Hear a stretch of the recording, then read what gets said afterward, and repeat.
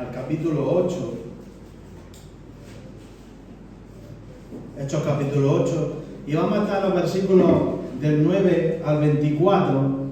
Y para recordar un poco el contexto, el libro de Hechos está escrito por el apóstol Lucas. Este libro narra la historia de la iglesia primitiva durante 3 décadas, desde el inicio de la iglesia en Pentecostés hasta el encarcelamiento de Pablo en Roma. Y el libro de Hechos describe cómo el Espíritu de Dios guió, controló y permitió la expansión de la iglesia y del Evangelio. El propósito del libro de Hechos es mostrar la difusión y la expansión del Evangelio y del cristianismo por medio del poder del Espíritu Santo. En los capítulos 1 y 2 de Hechos podemos ver la ascensión de nuestro Señor Jesucristo, la elección del nuevo apóstol, la venida del Espíritu Santo que estaba prometido y el primer sermón de Pedro que dio como resultado la conversión de aproximadamente 3.000 personas. A partir de aquí nace la primera iglesia local en el capítulo 2, los versículos 42 y 47. Los capítulos 3, 4 y 5 son increíbles y nos muestran el principio del ministerio de la primera iglesia local.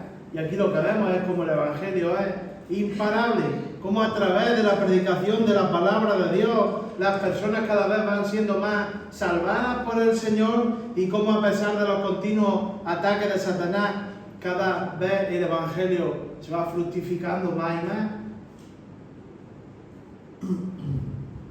En el capítulo 6, los versículos del 1 al 7, vemos cómo se establece el orden espiritual en la iglesia con la palabra de Dios como prioridad y estandarte. El resto del capítulo 6 y el capítulo 7 entero, lo que encontramos aquí es el primer sermón, el impresionante sermón de Esteban, que terminó con su muerte a manos del enemigo del Evangelio. Y es aquí donde llegamos al capítulo 8. Y vemos que debido a la gran persecución a la iglesia surge una dispersión que hace que todos, salvo los apóstoles, sean esparcidos por la tierra de Judea y de Samaria. Y es precisamente en Samaria donde los versículos del 4 al 8 nos muestra cómo Felipe iba predicando a Cristo y por medio del poder del Espíritu Santo hacía señales. Y aquí es donde llegamos a nuestro texto de hoy.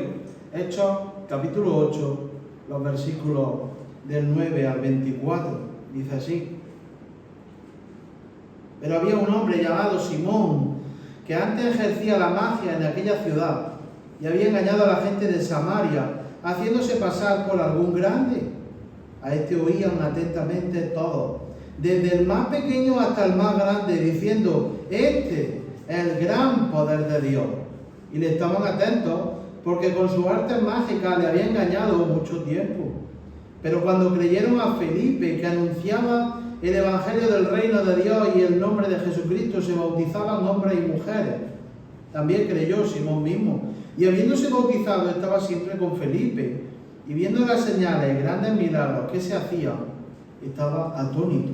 Versículo 14. Cuando los apóstoles que estaban en Jerusalén oyeron que Samaria había recibido la palabra de Dios, enviaron allá a Pedro y a Juan, los cuales, habiendo venido, oraron por ellos para que recibiesen el Espíritu Santo, porque aún no había descendido sobre ninguno de ellos, sino que solamente habían sido bautizados en el nombre de Jesús. Entonces les imponían las manos y recibían el Espíritu Santo. Cuando vio Simón que por la imposición de las manos de los apóstoles se daba el Espíritu Santo, le ofreció dinero, diciendo: Dame también a mí este poder, para que cualquiera a quien yo impusiere las manos reciba el Espíritu Santo. Entonces Pedro le dijo: Tu dinero perezca contigo, porque has pensado que el don de Dios se obtiene con dinero. No tienes tu parte ni suerte en este asunto, porque tu corazón no es recto delante de Dios. Arrepiéntete, pues, de esta tu maldad y ruega a Dios si quizás te sea perdonado el pensamiento de tu corazón, porque en hiel de amargura y en prisión de maldad veo que estás. Respondiendo entonces Simón dijo: Rogad vosotros por mí al Señor, para que nada de esto que habéis dicho venga sobre mí. Vamos a orar. Señor y Padre, te damos las gracias por tu palabra, gracias porque podemos estar un día más en ella, gracias por el gozo de estar juntos, gracias por el gozo de la salvación que tú nos has regalado. Te pido, Señor, que tú me uses a mí para tu gloria, como un siervo inútil que soy, y que tú, Señor, me dirijas, Señor, en este tiempo, Señor.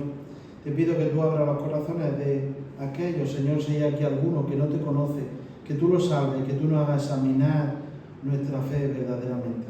Pues todo esto te lo pedimos y te damos las gracias. En el nombre de Cristo Jesús. Amén. Amén. Si hay algo que a primera vista parece una bendición, es ver a personas que están en el Señor y en la familia, en la iglesia de Dios. Es una bendición ver familia en la iglesia, ver hijos, ver padres, tíos, hermanos, sobrinos, etc. Es una bendición ver cómo la fe la han tenido varias generaciones en una familia. Esto verlo es una bendición cuando esa fe es una fe real. Pero al igual que una bendición tener familiares cristianos o nacer en una familia cristiana, es también un grandísimo peligro. Porque nos criamos en una cultura evangélica, en unos hábitos de vida, en unas tradiciones, en una educación, en unos días a la semana que son especiales, y esto es sumamente peligroso. ¿Sabéis por qué? Porque podemos dar nuestra salvación por hecha por este estilo de vida cristiano evangélico. La fe verdadera no viene determinada por una actividad en concreto. Esto no es el Evangelio. Esto puede desencadenar en el peor peligro que podamos enfrentar, que es tener una falsa seguridad de salvación cuando en realidad no hemos conocido al Señor Jesucristo. Es por esto que nuestra fe debe de ser probada por nosotros mismos.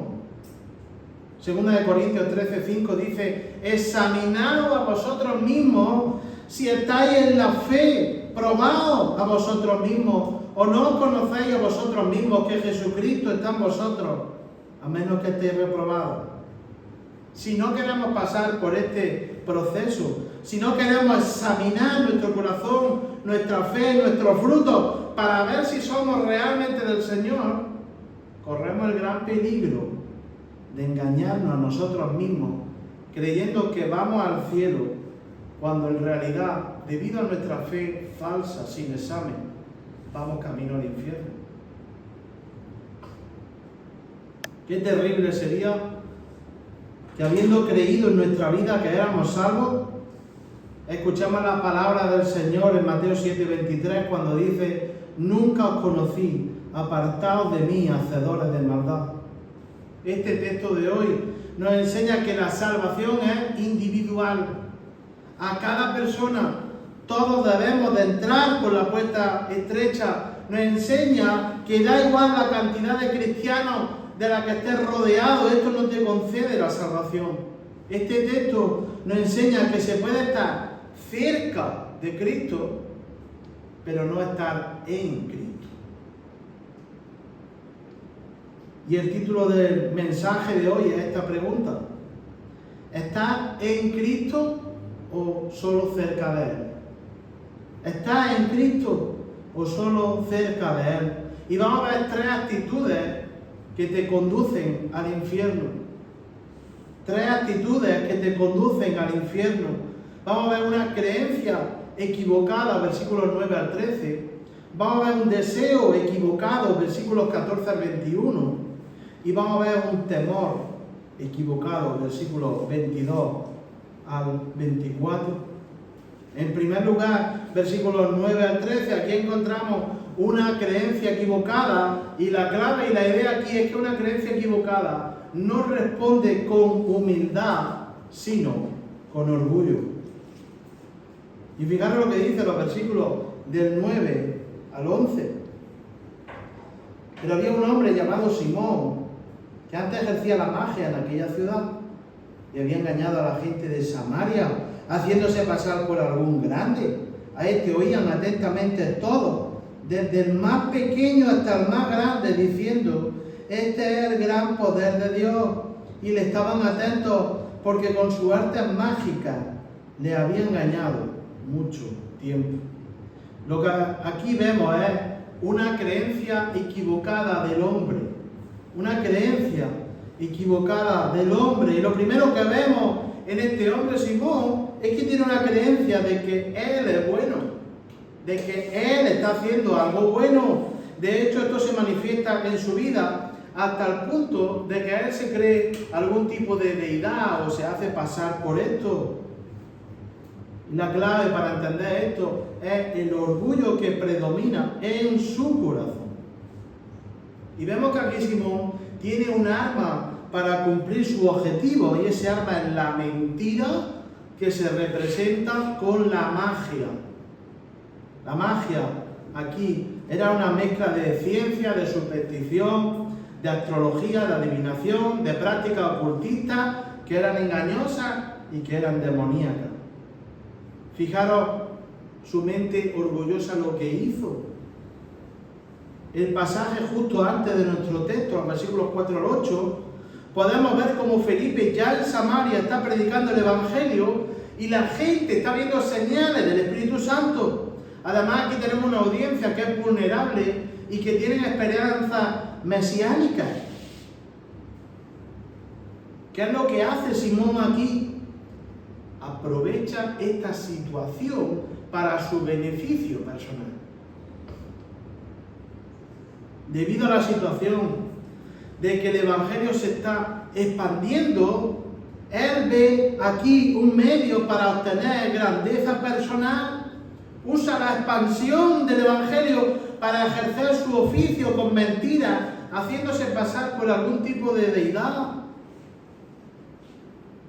Y Simón, siendo un hombre, se ve a sí mismo aquí como algún tipo de Dios. Y esta creencia es equivocada, es hereje. Esta creencia de que el hombre es bueno, de que el hombre no necesita a Dios, de que en el hombre natural sin Cristo hay bondad. Esta creencia es falsa. Esta creencia conduce directamente al infierno. De hecho, una vez más, como vemos en los capítulos anteriores de Hechos, de nuevo Satanás lo que está haciendo aquí es aprovechando esta situación para intentar afectar y paralizar la obra de la iglesia y la expansión del Evangelio. Y está usando aquí a Simón para infiltrar falsa doctrina dentro de la iglesia. Lo que hace es que usa su orgullo, usa el orgullo de Simón el mago para engañar a la gente con mentiras, queriendo así desviar el mensaje del Evangelio. Es igual que en el huerto del Edén, cuando el orgullo de Satanás se rebela contra Dios y engaña a Adán y a Eva para que desobedezcan a Dios, y puso la atención en lo que ellos podían ser en lugar de quién es Dios. El mensaje del Evangelio no empieza con nosotros. El mensaje del Evangelio empieza con Dios. Somos nosotros los que le necesitamos a Él, no Dios a nosotros. Nosotros necesitamos la salvación y Él es el dueño de la salvación. ¿Os dais cuenta, hermano? Ahora fijaros por qué está la clave. Fijaros en los versículos del 9 al 11. ¿Sobre qué está centrado el mensaje de Simón, según los versículos del 9 al 11? Fijaros, Simón ejerce la magia, Simón engaña, Simón se hace pasar por alguien que no es, a Simón oyen, a Simón están atentos porque Simón es el mentiroso. El mensaje de Simón está centrado en el hombre, está centrado en él mismo, no en Dios. Y esto es una característica de un falso maestro, cuando quiere que tu atención esté centrada en Él, en lo bueno que Él es, en lo que Él te puede ofrecer, en lo que Él te puede dar, en lo bueno que tú eres, en lo que tú puedes hacer, en lo capaces que supuestamente somos como humanos, ¿verdad? Una atención totalmente puesta sobre el hombre en lugar de en Dios. Este es el pecado del orgullo de Simón. Dice Gálatas 6:3, el que se cree ser algo no siendo nada, a sí mismo se engañan. Proverbios 16:5, abominación es a Jehová todo corazón altivo, ciertamente no quedará impune. El pecado del orgullo te da una creencia equivocada del hombre que te aleja del mensaje del Evangelio. Pero en los versículos 12 y 13 no solamente vemos una creencia equivocada del hombre, sino una creencia equivocada de Dios. Fijaros. Pero cuando creyeron a Felipe, que anunciaba el Evangelio del reino de Dios y el nombre de Jesucristo, se bautizaban hombres y mujeres. También creyó Simón mismo, y habiéndose bautizado, estaba siempre con Felipe, y viendo las señales y grandes milagros que se hacían, estaba atónito. ¿Qué es lo primero que vemos aquí? Vemos una clarísima diferencia entre el mensaje de Simón, que debido a su orgullo está centrado en él mismo, es decir, en el hombre, en contraste con el mensaje que predica Felipe, que está centrado solamente en Dios. Y este mensaje de Felipe consta de dos partes. El mensaje de Felipe trata del Evangelio del reino de Dios en primer lugar y el nombre de Jesucristo en segundo lugar. El Evangelio del reino de Dios es un término que se usa en el Nuevo Testamento, que se refiere a la verdad que viene de Dios mismo para el mundo con respecto al pecado y el juicio, y que esa verdad es solamente posible en el Señor Jesucristo. El Evangelio del reino de Dios nos declara cómo todos necesitamos un Salvador, que es el Señor Jesucristo. Este mensaje anuncia a Cristo por medio de los profetas y vemos el cumplimiento de este mensaje en el Señor Jesucristo. La segunda parte del mensaje de Felipe, el nombre de Jesucristo, se refiere a cuando Jesucristo viene a la tierra, se encarna, cumple la ley de Dios, muere y resucita al tercer día. Tiempo después, como vemos en Hechos capítulo 1, el Señor Jesucristo asciende a los cielos. El Señor Jesucristo es el Rey del reino de Dios. ¿Cómo entramos al reino de Dios? Por medio del arrepentimiento de pecado y la fe en el Rey de Reyes, que es el Señor Jesucristo. Por medio de rendirnos a Cristo. Por medio de cambiar la dirección de tu ser, de tu pensamiento, de tu vida. Por medio de dar un giro de 180 grados. Del pecado a Dios. De la desobediencia a la obediencia a Dios. El mensaje de salvación no te afecta tal como eres, como dicen muchas personas. El mensaje de salvación exige arrepentimiento de pecado y fe en el Señor Salvador Jesucristo, aquel que murió por nuestros pecados y resucitó al tercer día. Y fijaros, hermanos, cómo en la soberanía de Dios, el mensaje del Evangelio que vemos aquí fue increíble su resultado. Esta audiencia escuchó el mensaje, se arrepintió y lo creyeron, e inmediatamente de esto fueron bautizados en obediencia a Dios como testimonio de que habían sido salvados por Dios. ¿Habéis dado cuenta lo que ha cambiado la situación en 4 versículos? Antes estaban asombrados con Simón, estaban engañados por él, pero en el momento que llegó el Evangelio, todas las mentiras fueron desechadas. El mensaje del Evangelio destrozó, aniquiló, arrasó todas las palabras de Simón. Confronta el pecado de tal manera que el hombre queda en nada y Dios es exaltado sobre todo.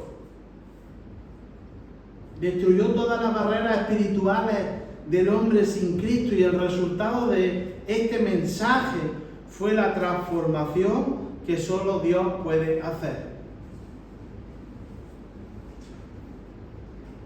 Y fijaros también, hermanos, cómo el poder de la palabra de Dios es increíble. Porque los versículos del 4 al 8, ellos habían visto hechos increíbles. Ellos vieron señales, ellos vieron sanaciones, pero hasta que el Espíritu Santo no dio convicción de pecado por medio de la predicación de la palabra de Dios, no fueron salvos. ¿Os dais cuenta de esto? Si dependiera la salvación en algún punto en nosotros mismos, a esta audiencia ya le habría valido los hechos tan increíbles que habían visto anteriormente, ¿verdad? Pero no fue así. No fueron salvos hasta que la palabra de Dios no fue predicada.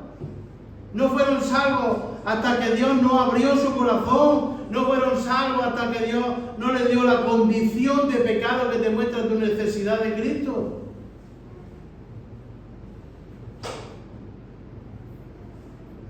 Ahora, lo que vemos en el versículo 13 es que debido al contraste del mensaje de Simón al mensaje de Felipe, que es el Evangelio, fijaros, Simón lo que está viendo aquí es como sus seguidores han pasado de ser su audiencia a ser cristianos. Y él decide actuar de la misma manera que ellos. Por decirlo así, se pone en la fila. Cree en los hechos, no en el Señor, no con arrepentimiento, cree intelectualmente y se bautiza. Simón no es un convertido al Señor. Simón es una persona motivada por unos intereses concretos. Entonces, lo que hace es que sigue la corriente de la gente para acercarse a ese grupo. Simón no tiene la pobreza en espíritu que trae la conversión a Cristo. Simón no es una nueva criatura. Simón no ha nacido de nuevo. Simón no tiene tristeza por su pecado. Simón tiene la misma naturaleza caída que antes de la predicación de Felipe. Fijaros, ¿cómo reaccionó Simón después de todo esto? El final del versículo 13 nos dice, estaba atónito. Esta fue su respuesta. Es igual que cuando el Señor Jesucristo terminó el sermón del monte y la gente solamente se maravillaba de su doctrina.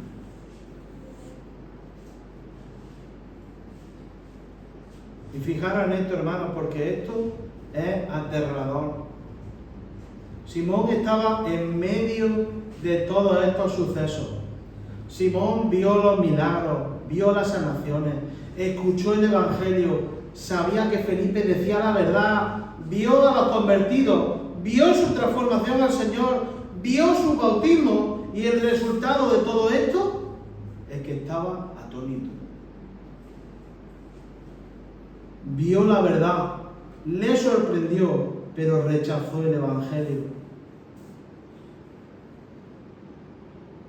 Con esto aprendemos que la cercanía al Señor no significa estar en el Señor. Simón creyó las señales, pero no creyó en el Señor de las señales.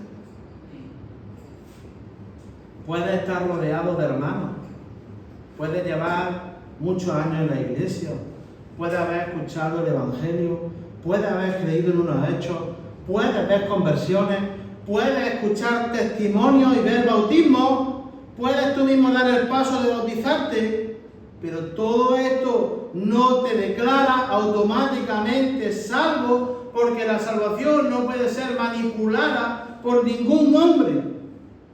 Es una obra de Dios.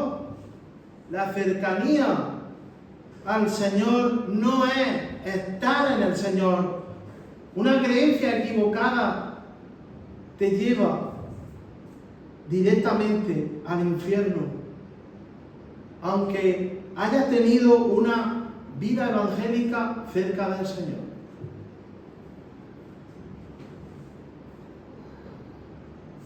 El pecado de orgullo de Simón no fue cambiado, no se arrepintió. La respuesta al mensaje del Evangelio fue el orgullo en lugar de la humildad y la pobreza de espíritu. Una pobreza, una creencia equivocada de él y de Dios que le conduce al infierno. Esta es la primera actitud errónea que te conduce al infierno. La segunda actitud equivocada que te conduce al infierno es un deseo equivocado. Un deseo equivocado. Fijaros los versículos 14 al 21. Dice, cuando los apóstoles que estaban en Jerusalén oyeron que Samaria había recibido la palabra de Dios, enviaron allá a Pedro y a Juan, los cuales habiendo venido oraron por ellos para que recibiesen el Espíritu Santo, porque aún no había descendido sobre ninguno de ellos, sino que solamente habían sido bautizados en el nombre de Jesús. Entonces les imponían las manos y recibían el Espíritu Santo.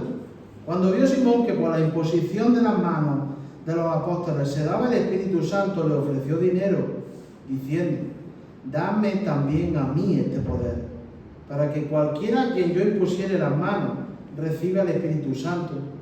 Entonces Pedro le dijo, tu dinero perezca contigo, porque has pensado que el don de Dios se obtiene con dinero.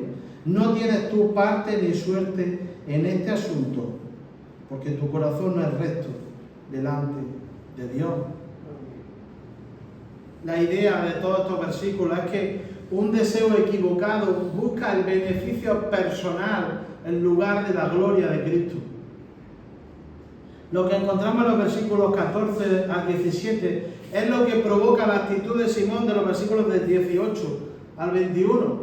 Fijaros qué es lo que sucede aquí. La asombrosa noticia de que la obra del ministerio de Felipe ha sido muy exitosa llega a los apóstoles que están en Jerusalén. Es aquí cuando envían a Pedro y a Juan para comprobar esta obra del ministerio. Entonces Pedro y Juan vienen, comprueban la obra, ven si es verdadera, también en este caso para ayudar a Felipe en la obra, ya que es demasiado trabajo para un solo hombre. También necesita la confirmación y bendición apostólica entre los samaritanos, ya que los apóstoles son los líderes de la iglesia en este momento. Entonces, cuando llega todo esto, es confirmado. Ellos son creyentes verdaderos y han obedecido el mandato de bautismo. Así que oran por ellos, le imponen las manos para que reciban el Espíritu Santo. Ahora, tenemos que hacer un inciso aquí, porque cualquiera que esté leyendo este texto se para y dice, el Espíritu Santo no habita en nosotros desde el mismo momento que el Señor nos salva. Sí, actualmente es así, pero tenemos que entender que estamos en un momento de la iglesia donde la unidad tiene que ser preservada para que haya una sola iglesia. ¿Por qué decimos esto? Los judíos y los samaritanos eran enemigos. Entonces, quizás no iba a ser una buena noticia para los judíos que los samaritanos fueran incluidos en el reino de Dios. Entonces, si los samaritanos hubieran recibido el Espíritu independientemente de la iglesia en Jerusalén, esta rivalidad, esta brecha que habría entre ellos, se habría perpetuado, se habría afianzado de esta manera. Podría haber sido el inicio de dos iglesias, la judía y la samaritana, pero en el plan y el propósito eterno de Dios era que haya una sola iglesia. Entonces, el propósito de Dios para que no reciban el Espíritu Santo hasta que no llegue Pedro y Juan es preservar la unidad de la iglesia. Entonces, cuando Pedro y Juan ven la obra, la confirman, dan testimonio de primera mano y los samaritanos, fijaros, aprenden a estar sujetos a la autoridad apostólica y todos juntos como iglesia están unidos y sometidos al Señor. ¿Es así hoy en día? No. Hoy en día los creyentes reciben el Espíritu Santo en el mismo momento que son salvos, porque la confirmación apostólica ya se cumplió. 1 Corintios 12:13 dice, porque por un solo Espíritu fuimos todos bautizados en un cuerpo, sean judíos o griegos, sean esclavos o libres, y a todos se nos dio a beber de un mismo Espíritu. Ahora, teniendo claro esto, fijaros lo que sucede en los versículos 18 al 21. ¿Quién está viendo todo esto? Simón el mago. Simón, viendo esto, no puede reprimir más el deseo oculto de su corazón y entra en acción, porque Felipe le ha dejado atónito y Pedro y Juan ya la han desarmado totalmente. Y aquí encontramos en estos versículos tres conclusiones que nos revelan el corazón de Simón. Fijaros, los versículos 18 y 19, Simón reveló que sigue amando su pecado, versículos 18 y 19, cuando vio Simón que por la imposición de las manos de los apóstoles se daba el Espíritu Santo, le ofreció dinero, diciendo: dame también a mí este poder, para que cualquiera a quien yo impusiere las manos reciba el Espíritu Santo.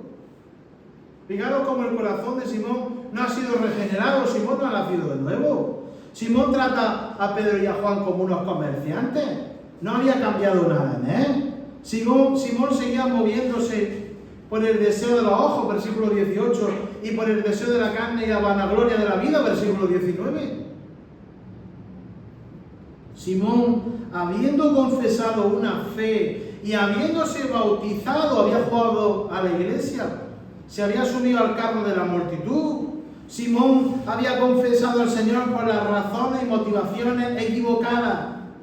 El deseo de su corazón, el lugar de la salvación, para la gloria de Dios.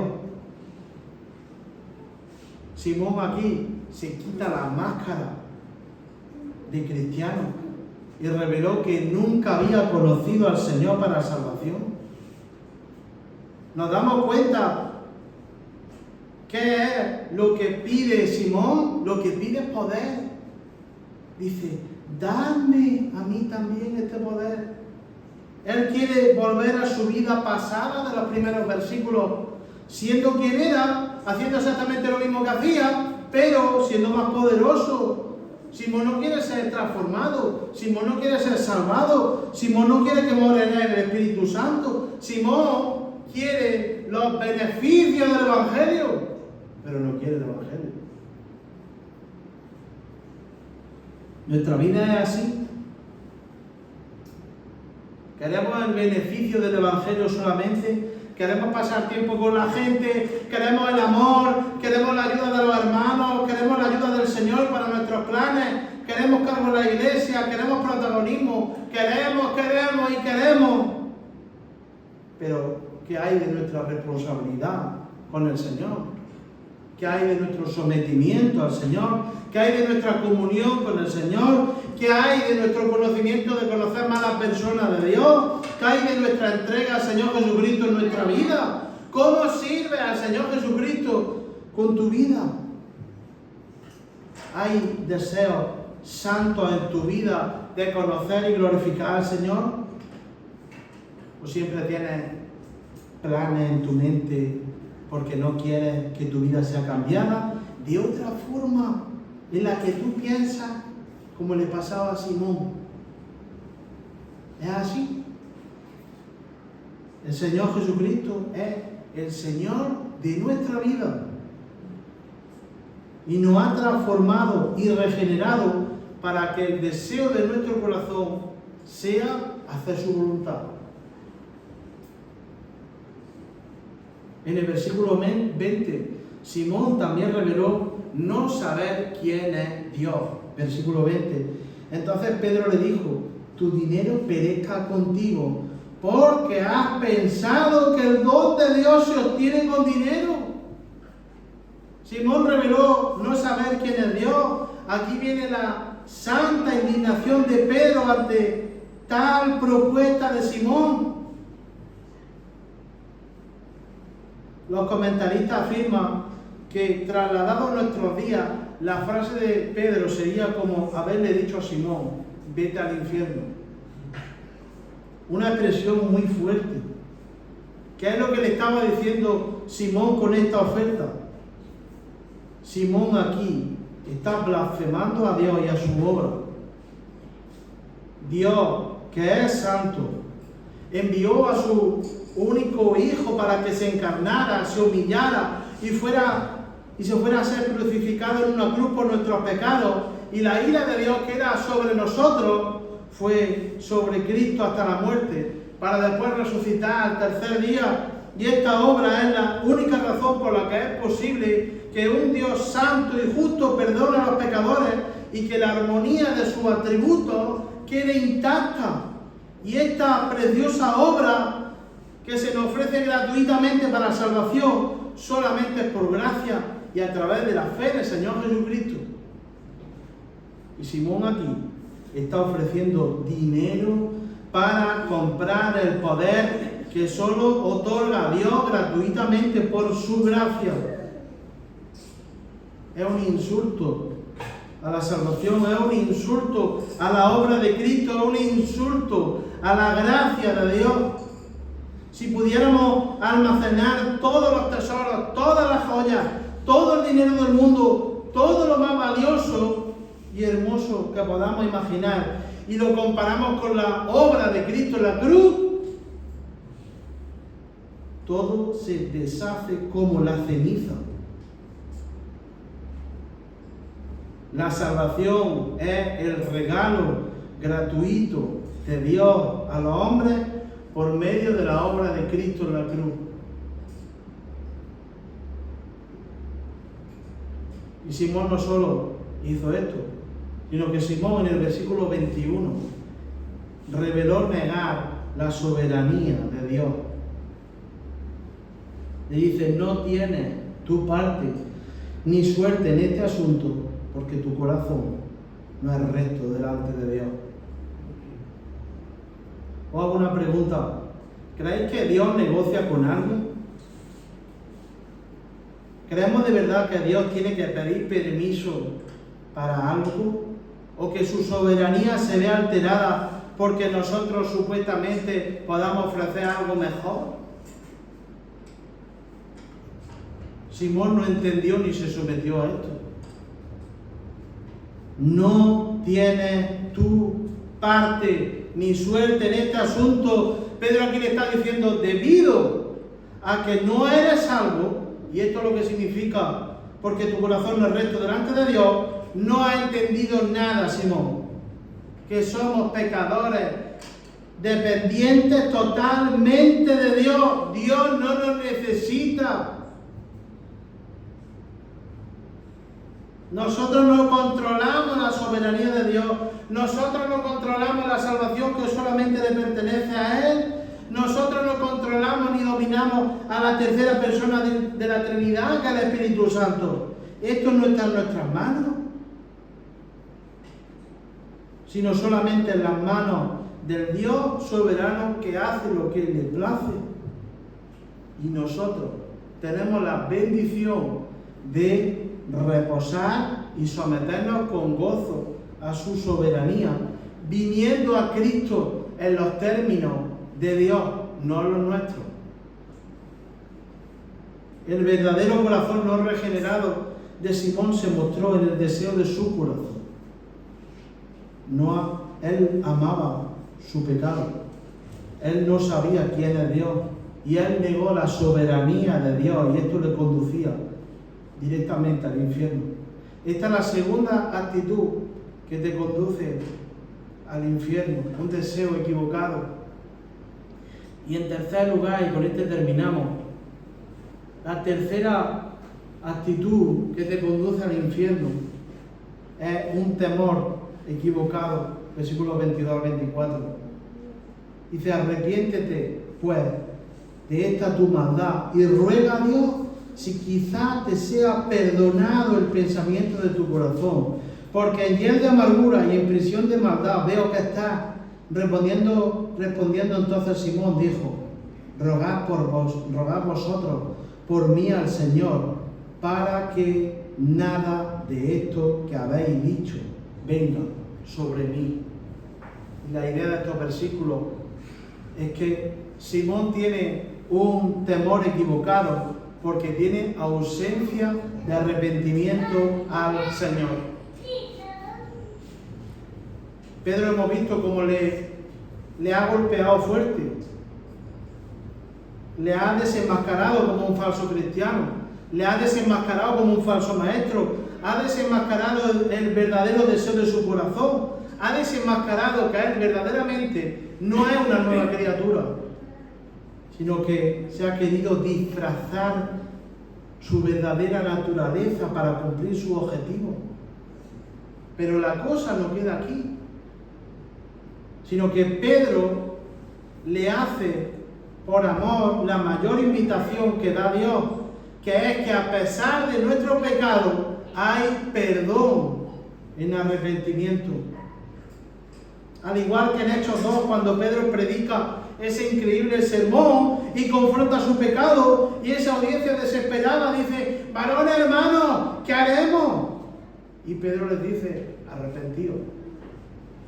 Es el mismo mensaje, pero fijaros, aquí hay alguien que no ha pedido ayuda de desesperada. Así que Pedro lo que hace directamente es que lo aborda, lo desenmascara, pero le muestra el perdón que solamente da Dios. Y fijaros en esto, Pedro le ofrece arrepentimiento a un hombre que ha confesado al Señor, a un hombre que se ha bautizado, a un hombre que era parte de la iglesia. Esto es increíble. ¿Por qué?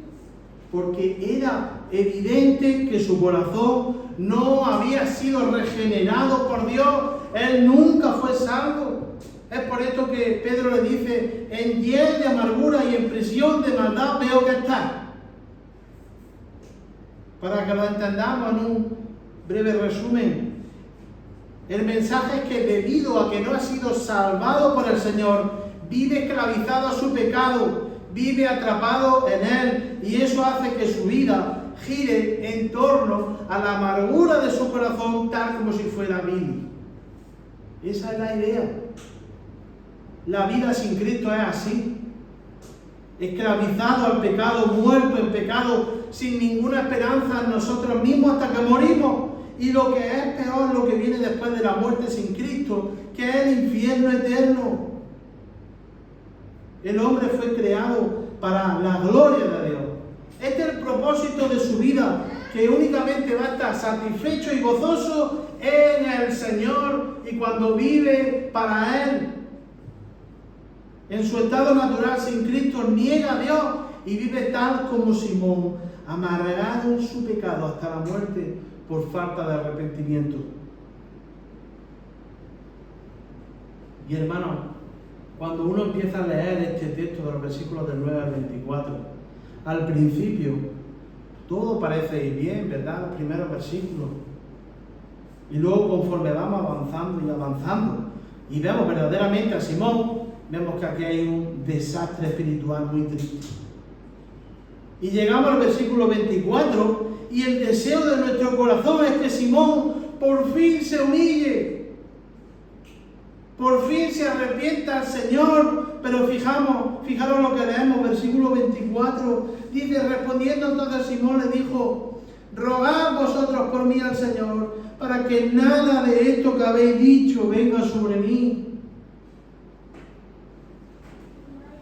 Y aquí tenemos la tercera actitud que te conduce al infierno: un temor equivocado. Simón no les pide que le ayuden a arrepentirse. Simón no les pide que le ayude a ser salvo. Simón ya ha sido reprendido, ya se le ha mostrado su pecado, se le ha evidenciado que vaya a la condenación, se le ha mostrado que ha ofendido a Dios Santo con su pecado, pero en lugar de caer de rodillas, en lugar de clamar a Dios por arrepentimiento, este es su propósito: para que nada de esto que habéis dicho venga sobre mí. Parece casi una burla. En lugar de hacerlo él, se lo pide a ellos. Y en lugar de pedir arrepentimiento, ruega que no le pase nada malo. Este hombre no ha entendido nada del Evangelio ni de quién es Dios.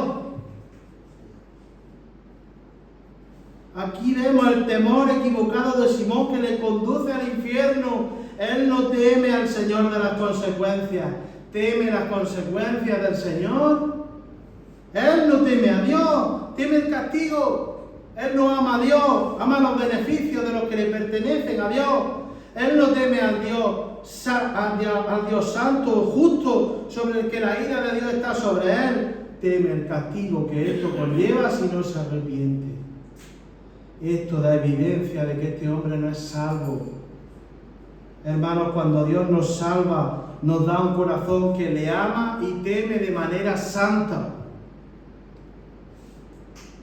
Jeremías 32, versículos 39 y 40 dice: y le daré un corazón y un camino para que me teman perpetuamente. Versículo 40: y haré con ellos pacto eterno, que no me volveré de atrás de hacerle el bien, y pondré mi temor en el corazón de ellos, para que no se aparten de mí.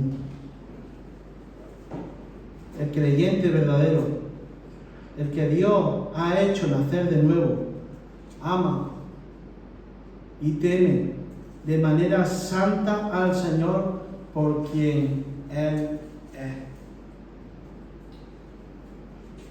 No quiere oír solo de las consecuencias. Así tendrá un arrepentimiento verdadero para salvación.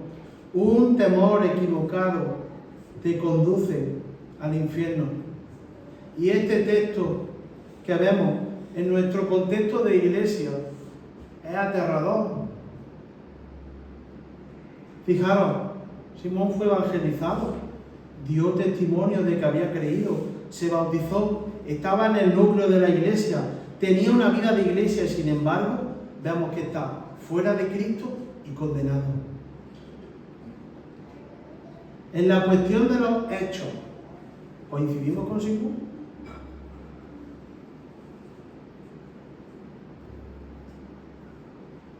¿Has confesado al Señor? ¿Te has bautizado? ¿Estás en el núcleo de la iglesia? ¿Eso te hace salvo según este texto? Vemos que no.